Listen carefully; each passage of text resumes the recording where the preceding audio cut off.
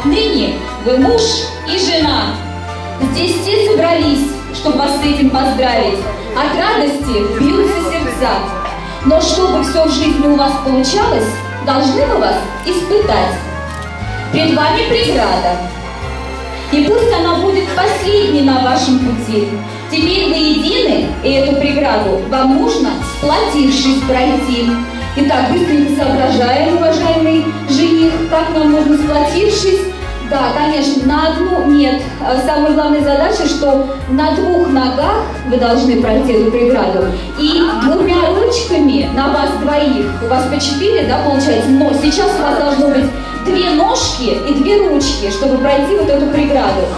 Кристин, ну, конечно, сейчас ты думаешь, мы не просто так, мы, конечно, понимаем, очень находчивый. Жених у нас очень находчивый, это тоже заслуживает аплодисментов, молодец. Но мы не просто так здесь стоим, вот я лично все вам закрою, вы не думайте, что все будет так легко. Кристиночка, твоя задача, да, развязать вот эту ленточку, да, наверное, Радик понял, да, что нужно взять невесту. На ручки, конечно же, на ручки. Кристиночка, развязывай под бурный аплодисмент. Ура, дорогие друзья!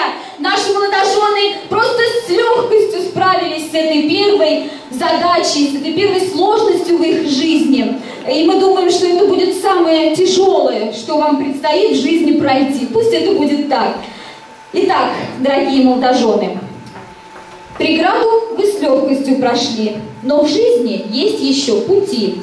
И вот пред вами все они, чтобы семья была крепка, чтобы счастливая.